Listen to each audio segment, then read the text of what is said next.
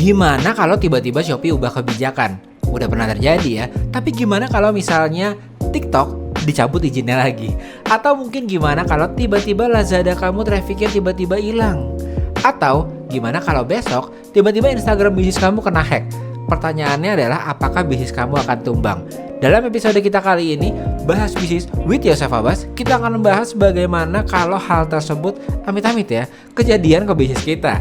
Karena memang dalam bisnis kita selalu harus memperhatikan dan punya backup plan terhadap segala resiko yang ada kemungkinan terjadi dalam bisnis kita. Nah, itulah topik kita di hari ini, yaitu kalau semuanya mungkin kamu saat ini semuanya kamu ada di satu platform, entah itu di TikTok saja, atau di Shopee saja, atau mungkin di Instagram bisnis saja, maka artinya kamu bukan sedang berbisnis, tapi numpang di platform tersebut. Dan resikonya, kamu ada di kapalnya orang lain, yang jika kapalnya itu kenapa-napa, yang kita nggak tahu ya. Contohnya saja tiba-tiba TikTok itu dicabut izinnya, itu di luar dari kuasa kita semua. Atau mungkin tiba-tiba Shopee ubah kebijakan. Ya tentu yang punya platform mereka bisa melakukan apapun sesuai dengan keinginan mereka. Namanya kita numpang, pasti kita akan kena imbasnya jika kita hanya ada di satu kapal atau satu platform tersebut saja. Nah, dalam bahas bisnis with Yosef di episode kita kali ini, kita akan ngobrol nih, gimana caranya mengajak kita semua bisa bangun bisnis yang punya kendali penuh. Kendalinya bukan di platform, tapi di kita. Nah, di sini kita akan melihat bagaimana bisnis kita ini nggak boleh hanya di salah satu platform saja, supaya kalau misalnya ternyata ya TikToknya kenapa-napa, Lazadanya kenapa-kenapa, Shopee-nya kenapa-kenapa, atau bahkan Instagram bisnis kita kenapa-kenapa, kita nggak ikut down, kita nggak ikut tenggelam atau bangkrut bisnisnya, tapi kita tetap brandnya itu ada. Nah, kenapa? Karena memang banyak UMKM yang awalnya itu tumbuh dari Shopee misalnya ya, atau tumbuh dari TikTok misalnya ya, dan itu keren sebenarnya. Tiba-tiba dalam beberapa waktu brandnya bisa launching viral dan akhirnya bertumbuh di platform tersebut. Tapi memang masalahnya nggak semua itu siap kalau misalnya platform ya terjadi perubahan mendadak yang tidak kita ketahui bahwa itu akan datang. Tapi dari pengalaman sepertinya ada beberapa perubahan yang memang selalu aja ada ya, baik itu di TikTok atau di Shopee atau di Lazada atau di platform sosial media manapun termasuk Instagram, ada aja hal-hal yang membuat kita itu kok tiba-tiba ada kebijakan seperti ini sih, ada perubahan admin seperti ini sih, itu ada aja. Dan oleh karena itu solusinya itu juga bukan ya udah kalau gitu kita buat website kita sendiri saja gitu ya. Ada yang berpikiran seperti itu. Tapi saya nggak ingin bahas mengenai website. Kenapa? Karena berjualan di jalan yang sepi itu pastinya akan lebih tidak nyaman dan lebih tidak menguntungkan dibandingkan kita berjualan memang di tempat yang ramai. Dan nggak bisa kita tutup mata bahwa marketplace dan sosial media itu ya memang tempat ramainya di sana. Jadi keputusanmu untuk berada di TikTok sudah tepat karena itu sosial media yang ramai. Keputusanmu berada di Instagram juga sudah tepat karena itu sosial media di mana emang orang berkumpul di sana. Keputusanmu untuk ada di Shopee juga sudah tepat dan di Lazada pun juga sudah tepat. Nah, tapi jika memang tiba-tiba dashboard kita stuck omsetnya di situ-situ saja, trafficnya kok tiba-tiba drop padahal jumlah iklan yang kita spare itu sama, mungkin bisa jadi afiliator tiba-tiba nggak ngambil produk kita di Shopee, atau mungkin sistem checkoutnya di TikTok yang tiba-tiba berubah keranjangnya dan kita kaget gimana cara menyikapinya ya. Dan efeknya biasanya untuk yang kita berada hanya di satu platform saja, itu stoknya bisa numpuk dan nggak tahu cara untuk ngeluarin stoknya itu gimana. Omsetnya mandek dan cash flow-nya pun macet. Nah, untuk kamu yang sudah pernah merasakan hal ini, artinya kamu sudah pernah berada di posisi di mana kamu hanya berjualan di satu tempat saja. Mungkin di Instagram saja, mungkin di TikTok aja, mungkin di Shopee aja. Nah, kalau memang sebaiknya nunggu panik ya, baru kita gerasa-gerusuk lalu berimigrasi ke platform lainnya, bisa aja ya seperti waktu TikTok tutup. Tapi itu rugi dan sangat menghabiskan banyak energi serta juga emosional drain kita untuk melihat perubahan-perubahan tersebut itu cukup besar. Jadi lebih baik kalau saya adalah kita mulai nyebar pelan-pelan mulai dari sekarang. Kalau kamu memang saat ini baru ada di satu platform.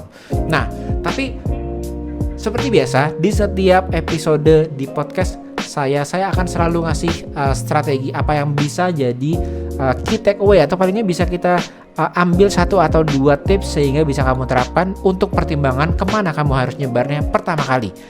Dan apa kelebihan-kelebihan dari platform ini sehingga kamu bisa punya pilihan. Kan nggak mungkin ya kita punya 6 platform, sekarang kita baru ada di 1 platform, lalu kita langsung buka di 6-6-nya. Malah jadi bisanya adalah kitanya overwhelmed, tim kita pun jadi overwhelmed karena tadinya harus fokus ke salah satu saja, sekarang harus handle semuanya 6-6-nya. Maka kita perlu struktur atau jalan roadmap itu harusnya kemana dan kemana dulu.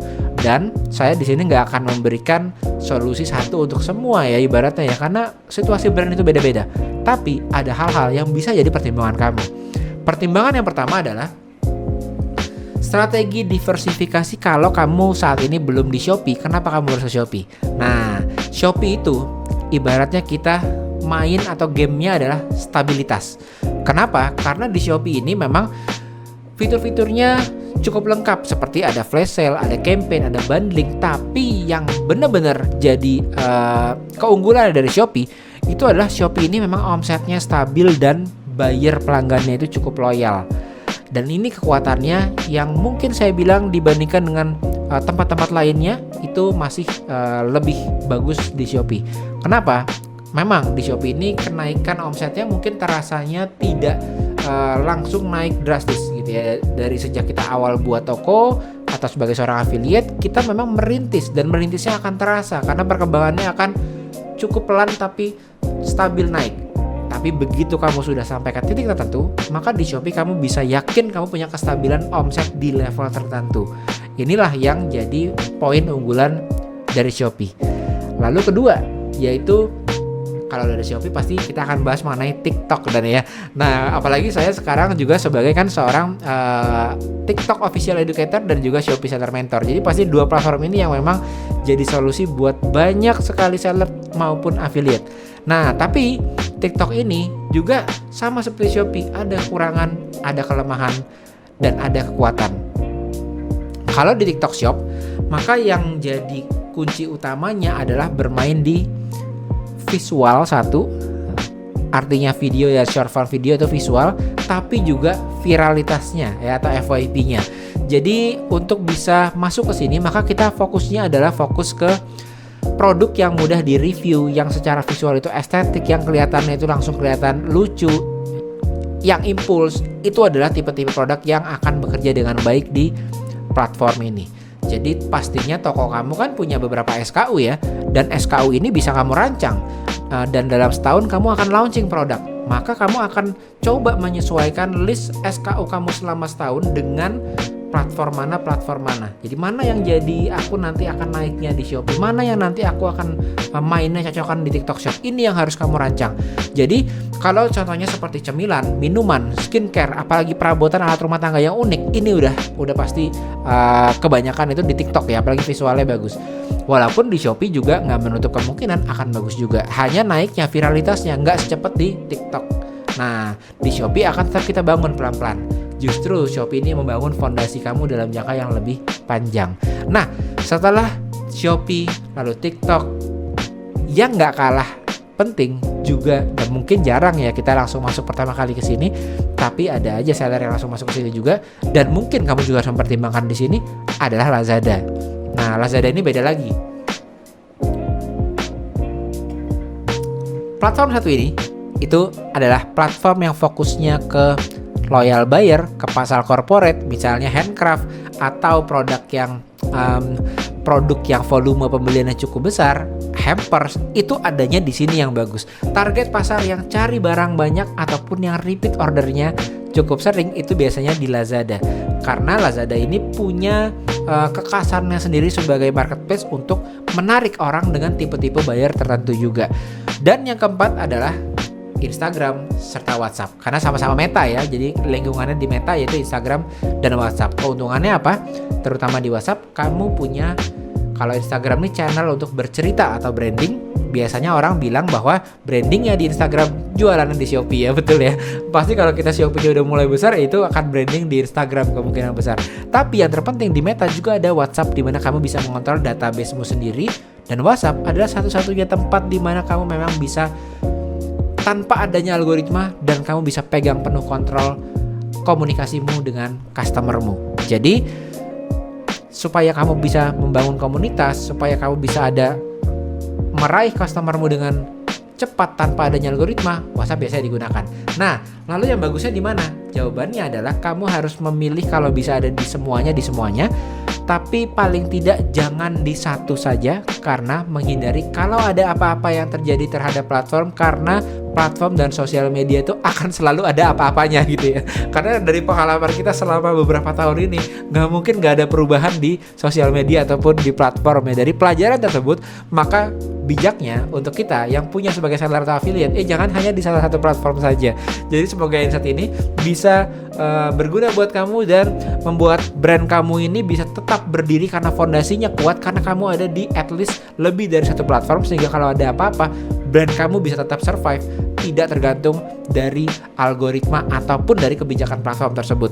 Karena memang bisnis itu bukan siapa yang cepat viral, tapi siapa yang bisa bertahan lebih lama dibandingkan dengan kompetitor-kompetitor kita.